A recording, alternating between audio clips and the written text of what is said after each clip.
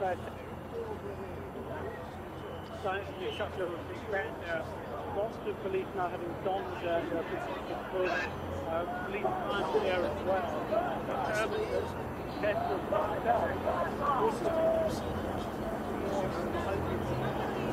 We saw just a little further down the line from where I am. A scuffle which broke out just about 30 seconds or so before you came to us. Things are pretty tense at the moment because the students want to get to the Parliament, and that's what they're being prevented from doing at the moment part of the police. They're coming right up to our campus position here, but I don't know how much further they're likely to get because just behind the spot that you're looking at are these crowd control barriers, so they may be pushing up against them, but it's going to be difficult to actually push through the barriers. And as I speak now, it's another missile now that's thrown towards the police officers to the just the kind of the ropes for the cast off and putting their helmets on. They know that the potential for confrontation at this stage is very high. You can hear the protesters rattling the cage here. It's really frustrated they can't get any further. It's a safe area around the square itself, Anna. So officers guarding all the potential routes towards the House of Parliament, every now and again, when they see a group of protesters doing something that we consider obviously a little bit daring, cheers come up. But it is peaceful, but I have to say that's pretty tense as well. And Mark, were the police expected to shut off the route at this point? This was a agreed route for this protest, wasn't it? Well, it was to an extent, Anna. They were told that they could get to Parliament Square, but as I understand it, the police didn't... Kate, the gallery here. Is Joe Jones, sir? Yes, I am here, yeah. I think okay, Joe, that's great. If you stay out of vision, that's fine, thank you. Okay, fine. Yeah, well. But Anna will come to you shortly. Okay, fine. Jerry, keep these pictures, please. Yeah, will do. I won't move in. That's fine. I'll see you later. Cheers. Now they're pushing through, trying to get these barriers and get into Parliament Square itself. And just the sheer sort of numbers of protesters. Some of them are on the square now. These barriers are fairly flimsy. These are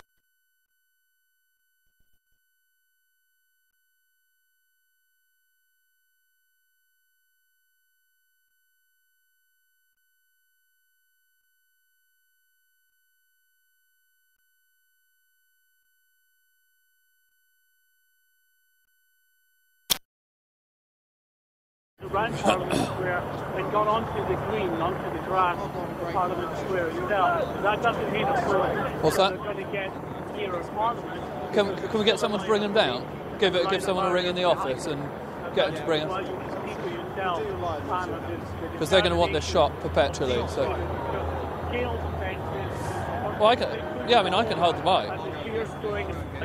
Okay, yeah. And look at these shots and just listen to the atmosphere here.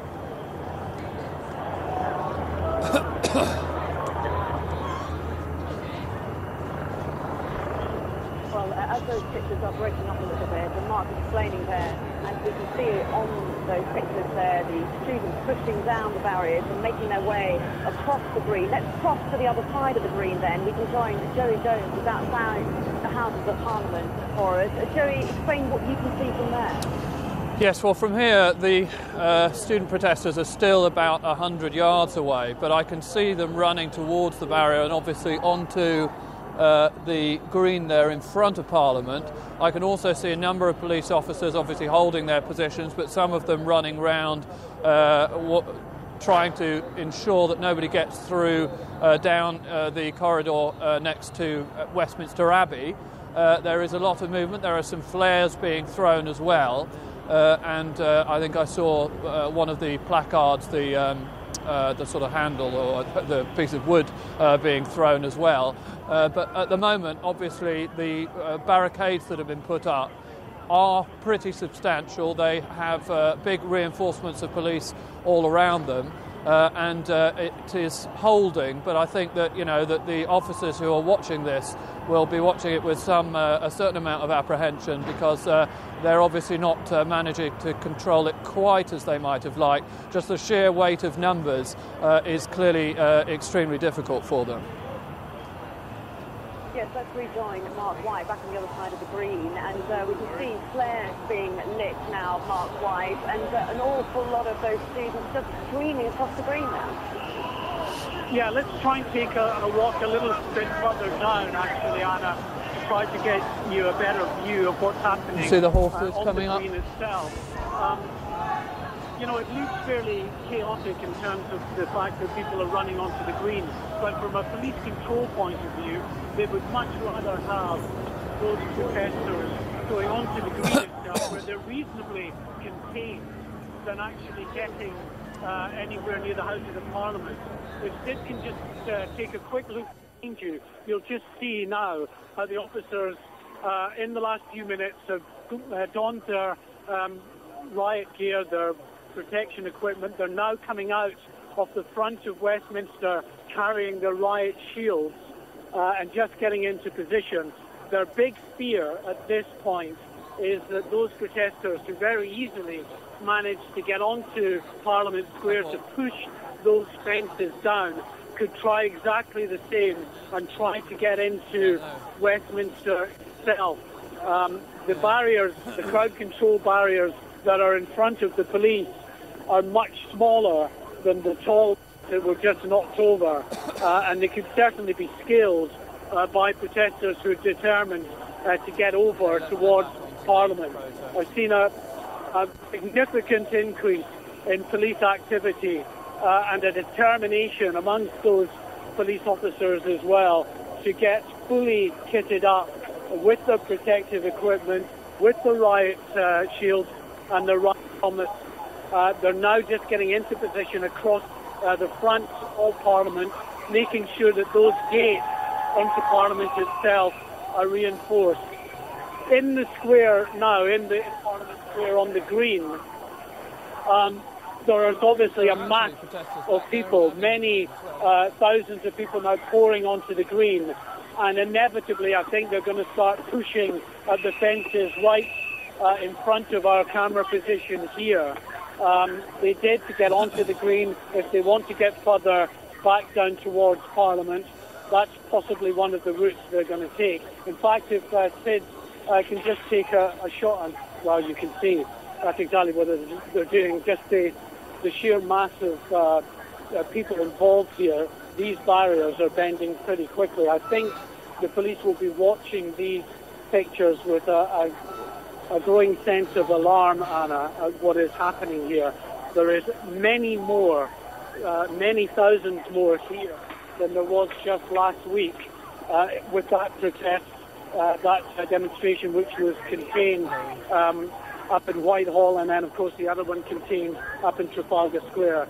There must be at least as many people here. Very first protest, the one that made it all the way to Millbank Tower and caused such damage at Tory party headquarters. You can see further down there some of the protesters spilling down off the bottom end of Parliament Square, throwing missiles now over at the police officers. And again, even at this position where we are, some of the demonstrators just trying to scale the barriers and come to the position where we are. So a sustained and determined push by the protesters to get as close, as I keep saying, to Parliament, and a determined effort, of course, by the police to stop them reaching Parliament itself. It is a bit of a standoff, but it's very tense, and it has the potential to get really quite ugly here, and that is the fear of the organisers who want to see a peaceful march to get the message across. It's also a fear of the Scotland Yard planners who are desperately trying to ensure that Parliament itself is not breached during this very crucial vote this afternoon. Mark, from this viewpoint, we're seeing an awful lot of students making it look pretty easy to climb over those barriers, it has to be said. But give us an idea of the level of police presence there as well, perhaps out of our shot. Yes, I mean, just what you can see at the moment, you can see the sheer numbers of students standing off there, climbing one of them actually, one of the traffic lights just further down at the bottom end of Parliament Square itself. There is a large police presence, several hundred police officers in this area, but they are dwarfed by the number of students. There are several thousand students who are on the green here in Parliament Square itself. So it is, as I say, it's a bit of a standoff at the moment. The police are repositioning themselves. There are, I don't know if you can see from our shot now, some sticks and other missiles that are being thrown towards those police lines. Again, that's something that was fairly familiar last time. Okay, well, apologies for some of the language that you might have picked up there on Mark White's microphone in the background. We're taking you, though, to the Skycopter now and showing you an aerial view of what Mark White was witnessing from down in amongst the students there. As you can see, students en masse on the green, close to the Houses of Parliament, which you can see in the bottom left-hand side of your picture. And there is the police line. They're shoulder to shoulder along the edge of the route there, and as you can see them close up with their riot gear on now. In quite considerable numbers. The students, as Mark was just saying there, beginning to throw a few missiles. We're getting some reports that some of the missiles being thrown include glass bottles, a couple of flares going up. But at the moment, it looks still relatively peaceful, if rather tense, down there on the ground. But you get a sense of the numbers from these aerial shots, at least, being cut off from crossing either towards the Houses of Parliament or in the top right-hand corner of your picture. There is the route across Westminster Bridge as well, which would take them onto the embankment, but also they're being cut off from that route as well. And this is towards the end of the route, the planned route that was agreed between the student organisers and the police, which has come down from Mallet Street, which is where the University of London Union is. They've made fairly fast progress through London, and now there's standoff with police, and you can see another police line coming in. So let's talk a little bit about the police tactics then. Here with me is Graham Wetton, who's a former Metropolitan Police officer who specialises in public order. Good to see you, Graham. What do you make of what's happening there now? It looks a very tense situation now. I think we've now moved on from what we saw earlier, a peaceful march and protest, pre-arranged and organised and very well stewarded, down towards Parliament Square. That probably is the agreed end of the march into Parliament Square itself, which is where the police have allowed them to get into, right into the square, as opposed to what we saw previously, where they were contained at the end of Whitehall. They're now in Parliament Square itself, but as we've seen, there's some people who are more determined to try and get closer into the House of Commons, which one of the police intentions will be to maintain the democratic process, so Parliament can vote. How hard is it going to be to hold off these, what we imagine will be growing crowds as the rest of the marchers catch up with these ones at the front? It does become quite challenging for them. The correspondent mentioned the fences earlier. The higher fences are actually a bit of a hindrance in this sort of situation. For the police? Yeah, it is, because you can't deter the protesters and come any closer to you. You saw the long shields coming out earlier. The police, you can see at the front of the police carriers there, are standing just the other side of like a box configuration of barriers.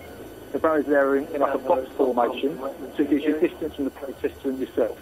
And you can actually reach over with the shield, or if need be, your baton, and stop them coming any closer to you. So the higher fences are actually a bit of a hindrance to you, because you stand with the higher fence, that can be pushed over on top of you. What kind of lessons will the police have learned from the previous protests, which have been characterised in very different ways, haven't they? Yeah, they're very well used and experienced at dealing with protests in and around Parliament Square. This looks very similar to the Countryside Alliance one a few years ago that was really peaceful on one side of the square, and then there was significant disorder to the left-hand side of the picture as you look at it now, where they were trying to get into Parliament about the hunting vote. And again, it's a very similar setup as it is now. The police lines, almost two lines, one up the front there, and then one around Parliament itself. We've seen resources on Westminster Bridge, and there'll be other police reserve resources waiting to come in and reinforce those police lines as and when required. But at the moment, it looks a bit of a standoff between the barriers. And what do you make of the level of police presence there? That looks adequate to me, and as I said, they've probably got sufficient others on standby in the background waiting to come out and reinforce their colleagues if and when required.